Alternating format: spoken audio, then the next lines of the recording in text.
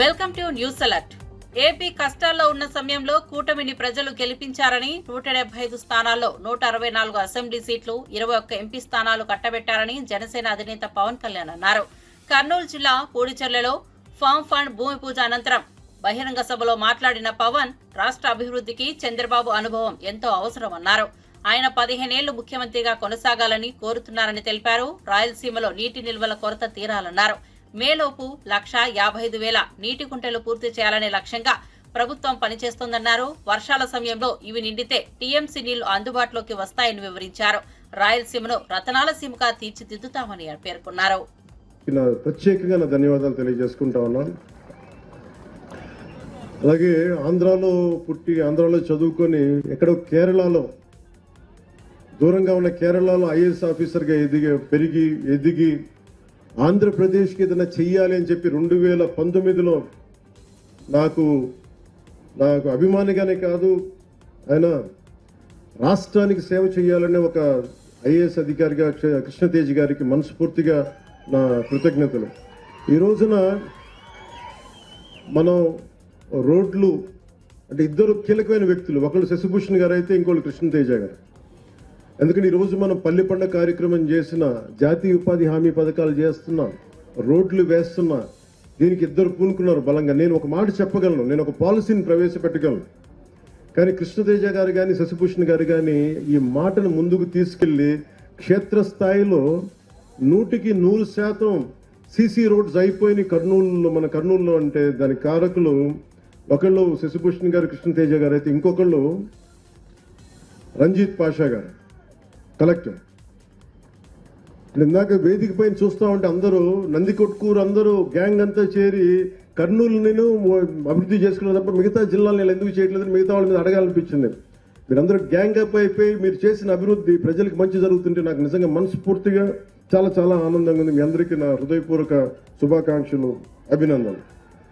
అలాగే షణ్ముఖ్ గారికి ఐఎఫ్ఎస్ అధికారి, డైరెక్టర్ నరేగా, వారికి కూడా అని మేము నరేగాకి తీసుకొచ్చినప్పుడు గత ప్రభుత్వంలో సరిగ్గా జాతీయ ఉపాధి హామీకి పథకం కాదు, మొన్న గౌరవ శాసనసభ్యులు కూడా అసెంబ్లీలో మాట్లాడుతూ జాతీయ ఉపాధి హామీ పథకం సగటు బతుకు తెరువు లేకుండా ఇబ్బంది పడుతున్న కూలి సోదరి మండలికి చేయడానికి ప్రవేశపెట్టిన పథకం ఇది. అలాంటి పథకాన్ని దుర్వినియోగం చేసి ఇది రాజకీయ ఉపాధి హామీ పథకం అయిపోయింది. గౌరవ శాసనసభ్యులు తెలియజేశారు మన అసెంబ్లీలో.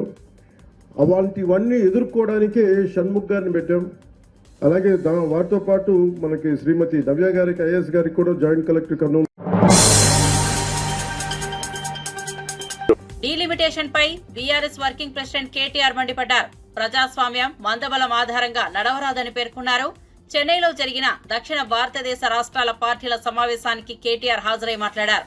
కేసీఆర్ ఆధ్వర్యంలో 14 ఏళ్ల పాటు తెలంగాణ ఉద్యమం నడిపించారు. 14 సంవత్సరాల అనంతరం తెలంగాణ ప్రజల ఆకాంక్ష నెరవేర్చుకున్నాం. తమిళనాడు ప్రజల నుంచి అనేక అంశాలు స్ఫూర్తి తీసుకుంటాం. అస్తిత్వం, హక్కుల కోసం కొట్లాడడంలో తమిళనాడు స్ఫూర్తినిచ్చింది. ద్రవిడ ఉద్యమం సమైక్య దేశంలో తమ హక్కులు సాధించడానికి రాష్ట్రాలకు ఒక దిక్సూచి లెక్క పనిచేస్తోందన్నారు KTR. Tyranny of majority. Sir, we understand what exactly it means to come out of a larger setup and create a small state. We fought against Delhi, and we fought against the forces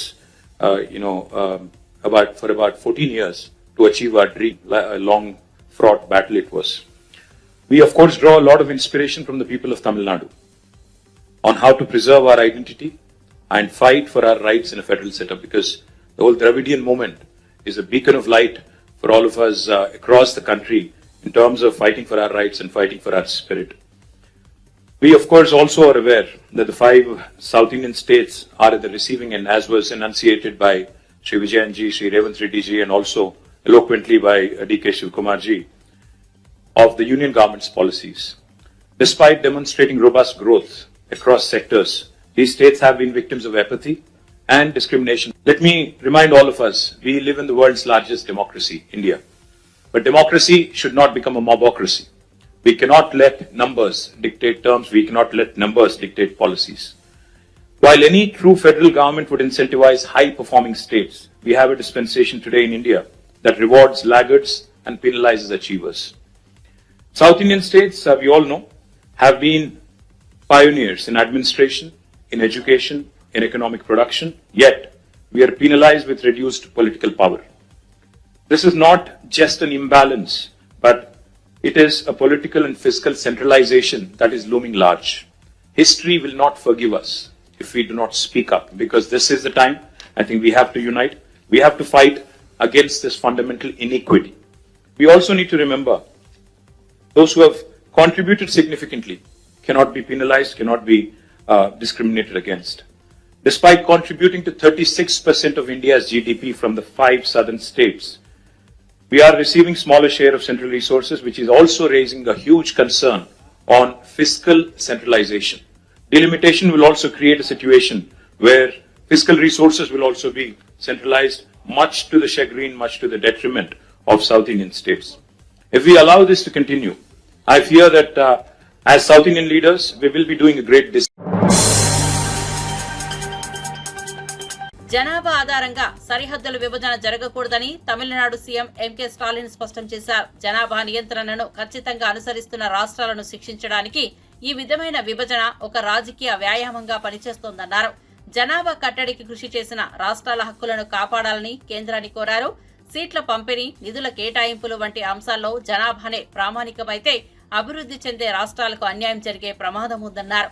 delimitation ప్రక్రియ న్యాయబద్ధంగా, సమగ్రంగా జరగాలని demand చేశారు. ఈ అంశంపై దక్షిణ రాష్ట్రాలని ఒకే గొంతుతో స్పందించాలన్నారు. உணர்ந்துதான் இந்திய அரசியலமைப்பு சட்டத்தை வகுத்த மேதைகள் இந்தியாவை கூட்டாட்சி கொண்ட ஒன்றியமாக கட்டமைத்தார்கள். பல்வேறு காலகட்டங்களில் இந்த கூட்டாட்சி தன்மைக்கு சோதனை வந்தாலும் அதனை ஜனநாயக அமைப்புகள், இயக்கங்கள் தடுத்து வந்துள்ளன. அத்தகைய சோதனையும் ஆபத்தும் தான் இப்பொழுதும் வந்துள்ளது. இதனை உணர்ந்துதான் நாம் அனைவரும் கூடியிருக்கிறோம். என்னை பொறுத்தவரையில் இந்திய கூட்டாட்சியை காக்கும் வரலாற்றின் மிக மிக முக்கிய நாளாக இந்த நாள் அமையப் போகிறது. தொகுதி மறுசீரமைப்பு பற்றி நான் உங்களுக்கு அதிகமாக விளக்க வேண்டிய அவசியம் இல்லை. வரவிருக்கின்ற அல்லது எதிர்காலத்தில் நடைபெறுகின்ற சென்சஸ் அடிப்படையில் மேற்கொள்ளவிருக்கும் மக்கள் தொகை அடிப்படையிலான தொகுதி மறுசீரமைப்பு என்பது நம்மை போன்ற மாநிலங்களை வெகுவாக பாதிக்கப் போகிறது. மக்கள் தொகையை பல்வேறு சமூக நலத்திட்டங்கள் மூலமாக கட்டுப்படுத்திய நம்மை போன்ற மாநிலங்கள் அதன் காரணமாக நாடாளுமன்ற தொகுதியின் எண்ணிக்கையில் நமது பிரதிநிதித்துவத்தை அதிகம் இழக்க நேரிடும். எனவேதான் இதனை நாம் கடுமையாக ஆணித்தரமாக எதிர்க்க வேண்டிய காலகட்டத்தில் இருக்கிறோம். தற்போதைய மக்கள் தொகை அடிப்படையில் தொகுதி மறுசீரமைப்பை ஏற்றுக்கொள்ள முடியாது என்பதில் நாம் அனைவரும் உறுதியாக இருக்க வேண்டும். மக்கள் பிரதிநிதிகளின் எண்ணிக்கை குறைவதன் மூலமாக நமது எண்ணங்களை சொல்வதற்கான வலிமை குறைகிறது. இந்த ஆண்டு காலமாக மணிப்பூர் மாநிலம் பற்றி எரிகிறது. 2 ஆண்டு காலமாக மணிப்பூர் மாநிலம் பற்றி எரிகிறது. அதனால் நீதிக்கான அவர்களின் குரல்கள் புறக்கணிக்கப்படுகின்றன. ஏனென்றால் நாட்டின் கவனத்தை ஈர்க்க அவர்களுக்கு அரசியல் வலிமை இல்லை. எனவே நாடாளுமன்ற தொகுதிகளின் எண்ணிக்கை குறைவது அல்லது நமது பிரதிநிதித்துவம் குறைவது என்பதை நம்முடைய அரசியல் வலிமையை குறைப்பதாகத்தான் பார்க்க வேண்டும். இது வெறும் எண்ணிக்கையை பற்றியது மட்டுமல்ல, இது நமது அதிகாரம், நமது உரிமைகள் மற்றும் நமது எதிர்காலத்தின் நலன்களை பற்றியது. பிரதிநிதித்துவம் குறைந்து வருவதால் நமது மாநிலங்கள் நமக்கு தேவையான நிதியை பெறுவதற்கு கூட போராட வேண்டி வரும். நமது விருப்பமில்லாமல் நமக்கான சட்டங்கள் வடிவமைக்கப்படும். நமது மக்களை பாதிக்கும் முடிவுகள் நம்மை அறியாதவர்களால் எடுக்கப்படும். பெண்கள் அதிகாரம் அடைவதில் తమ రాజకీయ అవసరాల కోసం దేవుళ్లను, సనాతన ధర్మాన్ని వాడుకోవడం చంద్రబాబు, పవన్ కళ్యాణ్లకు మాత్రమే తెలుసని టీటీడీ మాజీ చైర్మన్ భూమన కరుణాకర్ రెడ్డి విమర్శించారు. తిరుమల పర్యటన సందర్భంగా సీఎం చంద్రబాబు చేసిన వ్యాఖ్యలకు భూమన ఘాటుగా స్పందించారు. హిందువులకు మాత్రమే ఆలయ ప్రవేశం అన్న తీర్మానంపై వైఎస్సార్ పాలనలో తీసుకున్నదని, అదే విషయాన్ని ఇప్పుడు చంద్రబాబు ప్రచారం చేసుకుంటున్నారని ఎద్దేవా చేశారు. కోట్ల రూపాయల భారం పడేటువంటి ప్రమాదం ఉన్నదని గ్రహించిన తరువాత శ్రీవాణి ట్రస్టుల గురించి ఒక్క మాట మాట్లాడడం కూడా మానేసినారు.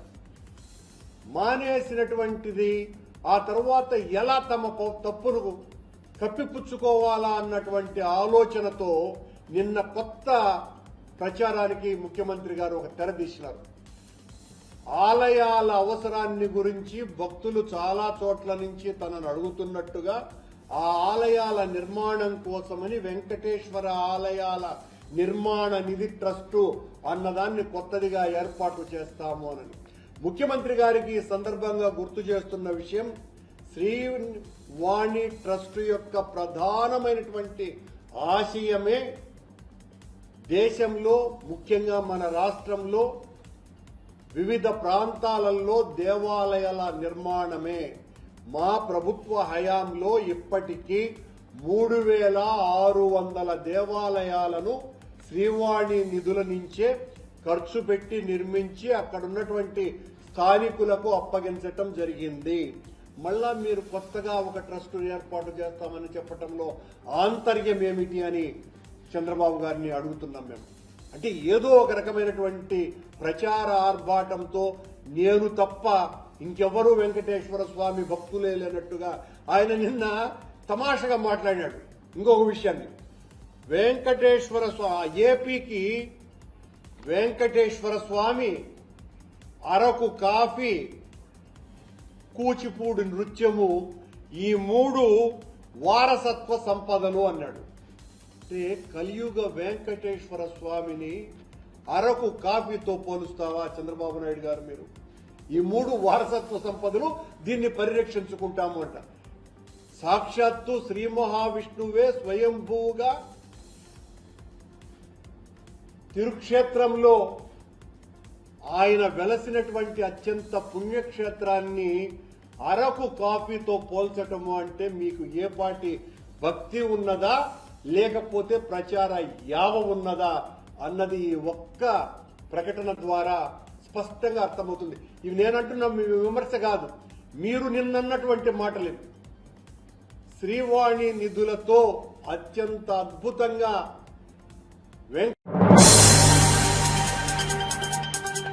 ఉప్పల్ ఎలివేటెడ్ కారిడార్ నిర్మాణంలో జాప్యం విషయమై మాజీ మంత్రి వేముల ప్రశాంత్ రెడ్డిపై ఆర్ఎండ్బీ శాఖ మంత్రి కోమటిరెడ్డి తీవ్ర స్థాయిలో విమర్శలు చేశారు. శాసనసభలో ప్రశ్నోత్తరాల సందర్భంగా బీఆర్ఎస్ సభ్యులు ప్రశాంత్ రెడ్డి, హరీష్ రావు అడిగిన ప్రశ్నలకు ఆయన సమాధానమిచ్చారు. బీఆర్ఎస్ ప్రభుత్వం యాగాలు చేయడానికి ఇచ్చిన ప్రాధాన్యం రహదారుల అభివృద్ధికి కేటాయించలేదన్నారు. మంత్రి కోమటిరెడ్డి వ్యాఖ్యలను నిరసిస్తూ బీఆర్ఎస్ సభ్యులు సభ నుంచి వాకౌట్ చేశారు. చెప్పిండ్రు అది ఎక్కడ నీళ్లు వస్తలేవు, ఇప్పుడు ఈ ఎండాకాలం మీకే తెలుస్తుంది, ఎక్కడ పైపులు లేవు. అదే సరే, నేను వేరే సబ్జెక్ట్ డిబేట్ కాదే, ప్రశాంత్ రెడ్డి గారికి నేను ఛాలెంజ్ చేస్తున్నా. ఎస్క్రూ అకౌంట్ ఓపెన్ అయింది, వారం కింద ఎస్క్రూ అకౌంట్ అయింది, లాస్ట్ మంత్ వర్క్ స్టార్ట్ అయినాయి.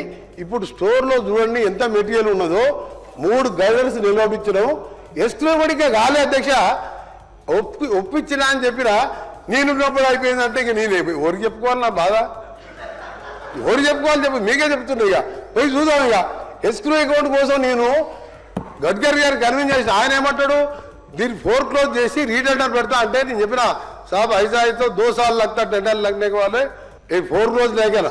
అదే విధంగా హైదరాబాద్ విజయవాడ కూడా జిఎంఆర్ది ఫోర్క్లోజ్ చేసి నేను టెండర్ పెడతా అంటే నేను అప్పుడు చెప్పిన మీరు కంపెన్సేషన్ నుంచి క్లోజ్ చేయండి, ఆ తర్వాత ఎన్హెచ్ఏ టోల్ కలెక్ట్ చేసుకోండి, 6 లేన్ చేయండి అంటే ఎమ్మెల్యే డిపిఆర్ ఇచ్చిండు. 4th month లో డిపిఆర్ టెండర్ అయిపోయింది.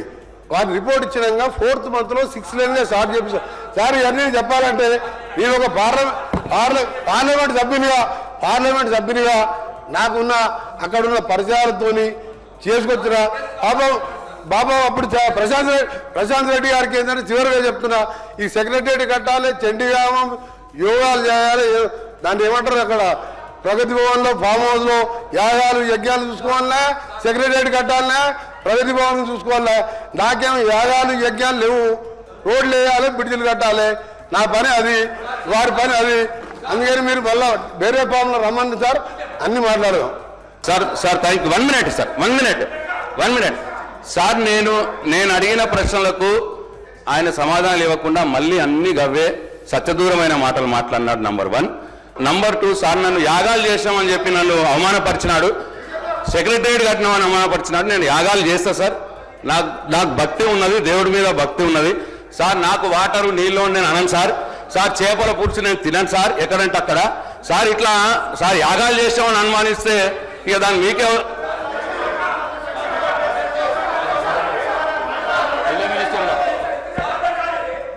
సార్. ప్రశాంత్ రెడ్డి గారు అంటే గొప్ప గౌరవం ఉంది సార్. సార్ వారు సార్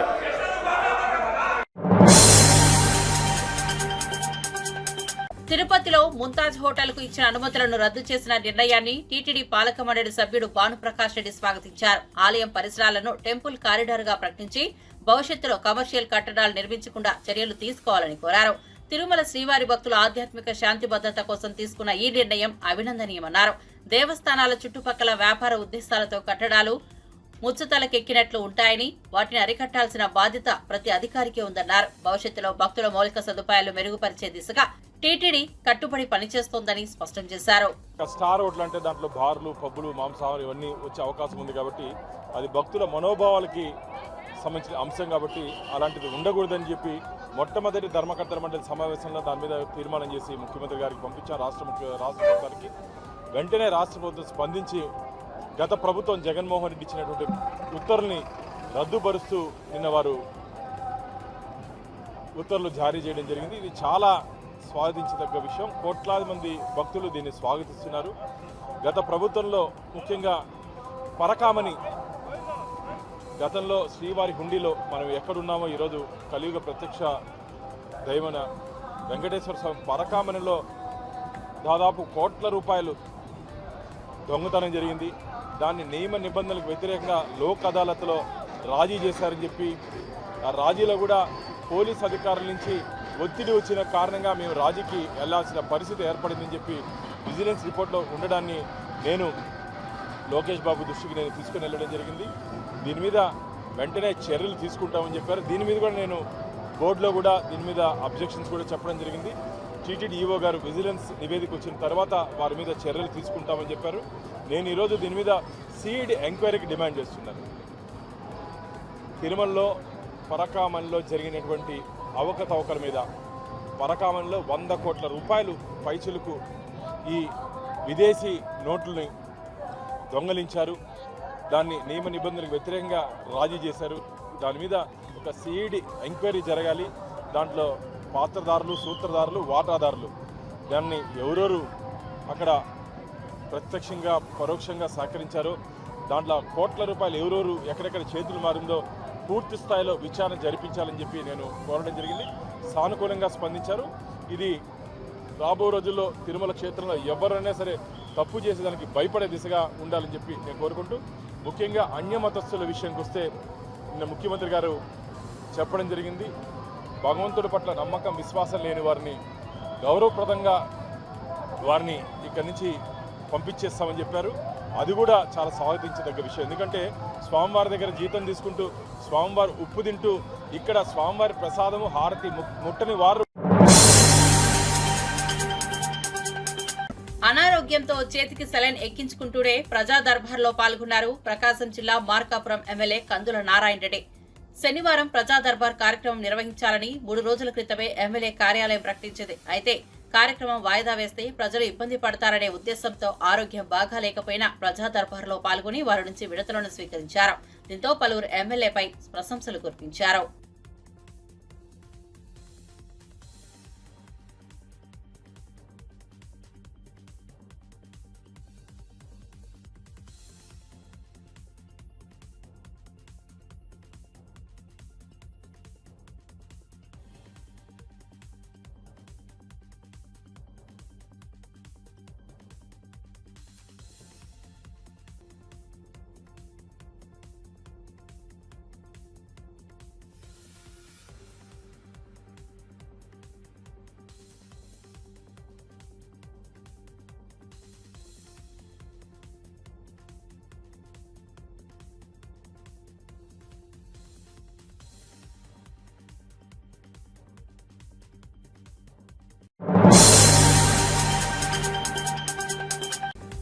ప్రపంచ నీటి దినోత్సవం సందర్భంగా నీటి యొక్క విలువను గుర్తు చేస్తూ తెలంగాణ రాష్ట్ర నీటి వనరుల శాఖ మంత్రి పొన్నం ప్రభాకర్ కీలక సందేశం ఇచ్చారు.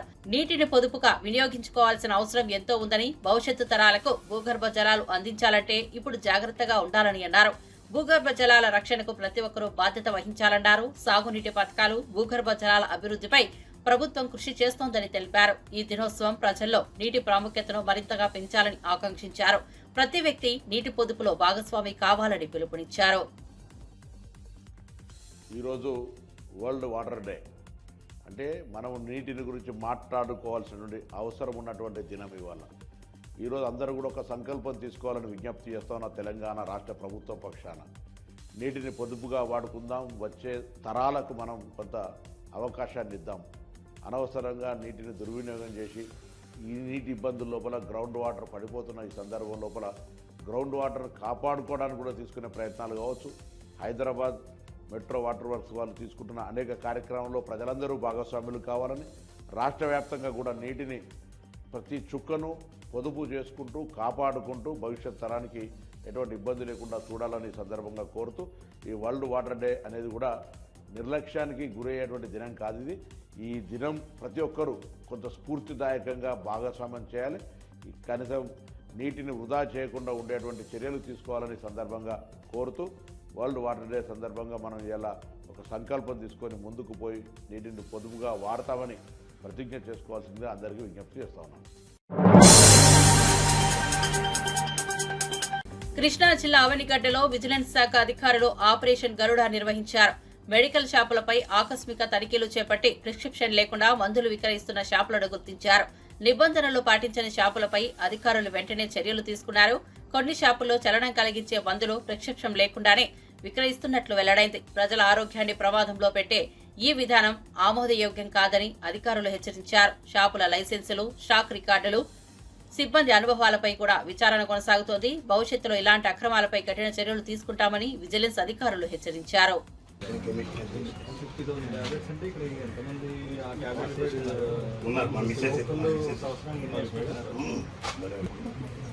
కౌన్సిలింగ్ సెషన్ వాటిని పెడితే ఏం జరుగుతుంది, వాళ్ళు ఎందుకు హ్యాబిట్ అయిపోతుంది.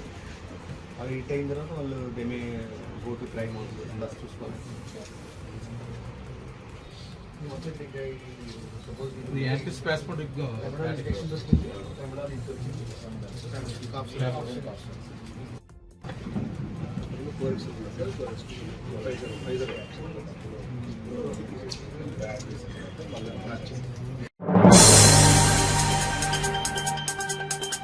ప్రముఖ సినీ దర్శకుడు క్రిష్ జాగర్లముడి తిరుమల శ్రీవారిని దర్శించుకున్నారు. ఉదయం వీఐపీ దర్శన సమయంలో స్వామివారిని భక్తి శ్రద్ధలతో దర్శించుకున్న ఆయన అనంతరం రంగనాయకుల మండపంలో వేద పండితుల ఆశీర్వచనాలు పొందారు. టీటీడీ అధికారులు ఆయనకు తీర్థ ప్రసాదాలు, స్వామివారి చిత్రపటాన్ని అందజేశారు. ప్రస్తుతం ఓ చిత్రంపై క్రిష్ పనిచేస్తుండగా ఆ ప్రాజెక్టు విజయవంతంగా పూర్తి కావాలని శ్రీవారిని ప్రార్థించినట్లు తెలుస్తోంది. దర్శనం అనంతరం పరిసరాల్లోని తీర్థ ప్రాంతాలను సందర్శించిన ఆయనకు భక్తులు అభిమానం వ్యక్తం చేశారు.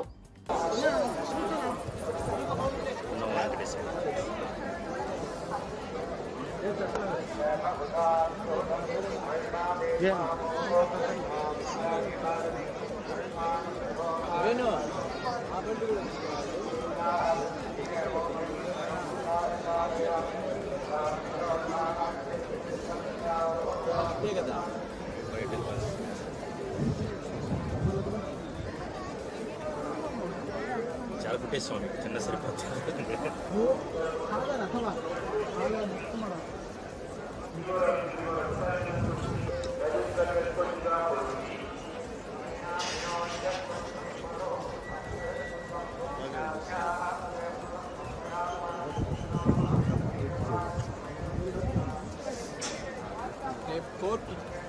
కోర్ట్ టీమ్ వస్తుంది.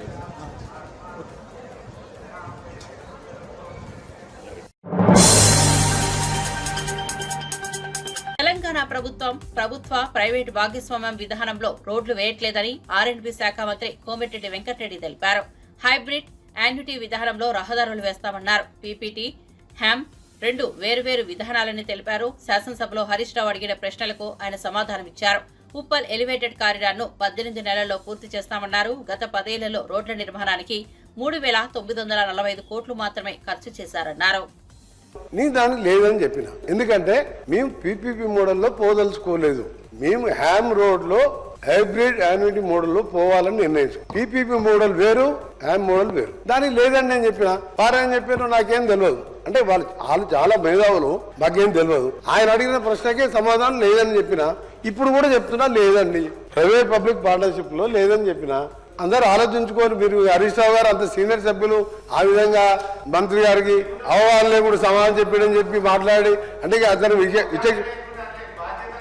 అదే బాధ్యత రహితమైన ఏదైనా ఒక పెద్ద సీనియర్ సభ్యులు ఆ విధంగా ఒక మంత్రి గారు మీ దానికి కరెక్ట్ చెప్పినా లేదా మీరు ఆలోచించుకొని వదిలిపెడుతున్నాం, మీకే వదిలిపెడుతున్నాం. మాజీ ఆర్ఎండ్బి శాఖ మంత్రి గారు సత్యదూరమైన వారు చేసిన ఘనకార్యాలు చెప్పిండ్రు. దానికి ఒకటి 2 నిమిషాల్లో చెప్తా. ఎప్పుడైనా అధ్యక్ష, మన సంపద రోడ్లను నిర్మించలేదు, మన రోడ్లు మన సంపదను పెంచుతాయి అని జాన్ ఎఫ్ కెనడీ అమెరికా అధ్యక్షుడు ఆయన ఉన్నప్పుడు చెప్పినారు. America is great because American roads is good, దాంతో వస్తుంది. కానీ ఏం చేసింది అధ్యక్ష, మీరు మొత్తం 10 ఏళ్లలో వేసింది గత ప్రభుత్వం 112 కోట్లతో 10 ఏళ్లలో 6,668 కిలోమీటర్ రోడ్లని మాత్రమే కొన్ని రిపేర్ చేసిండు, కొన్ని మొత్తం చెప్పి తర్వాత నువ్వు చెప్పు. మీ రికార్డే అంటే గవర్నమెంట్ రికార్డులకే చెప్తున్నా అధ్యక్ష. తర్వాత క్లారిఫై అడగని మళ్ళీ చెప్తా, క్లారిఫై అడగని చెప్పండి మళ్ళీ చెప్తాను. మీకు ఏ మండలంకి వెళ్ళి ఏ మండలం హెడ్ క్వార్టర్, ఏ ఊరికి వెళ్ళి ఏ మండలంకి వెళ్ళి ఏ డిస్ట్రిక్ట్ గా మండలం అన్ని పేర్లతో సహా అధ్యక్ష ఈ 6,600 కిలోమీటర్లు ఒక 15 నిమిషాలు టైం ఇవ్వండి. అన్ని మండలాల పేర్లు, డిస్ట్రిక్ట్ హెడ్ క్వార్టర్ పేర్లు కూడా చెప్తా, తొందరపడకండి. అన్ని తీసుకొని వచ్చిన నేను, ఎందుకంటే మీరు ఇట్లా బకాయిస్తారని తెలుసు, మీరు బుకాయిస్తారని.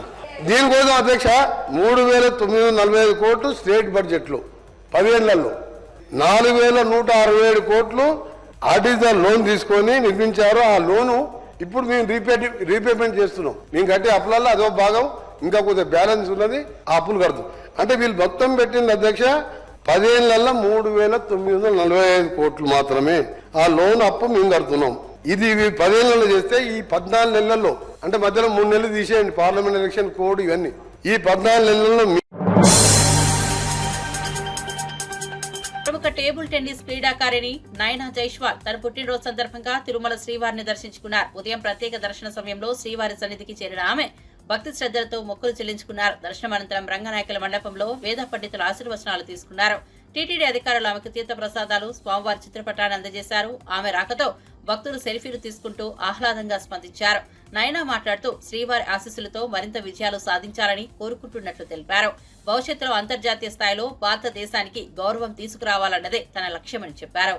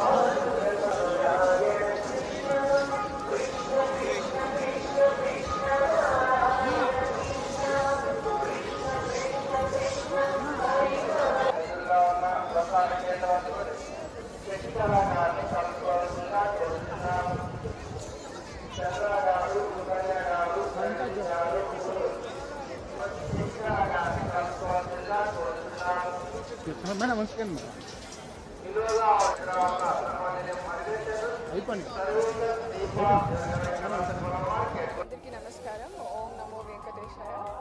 ఈరోజు నా పుట్టినరోజు సందర్భంగా నేను తిరుమలకి వచ్చాను, శ్రీవారి దర్శనం చేసుకున్నాను. చాలా ఆనందంగా ఉంది.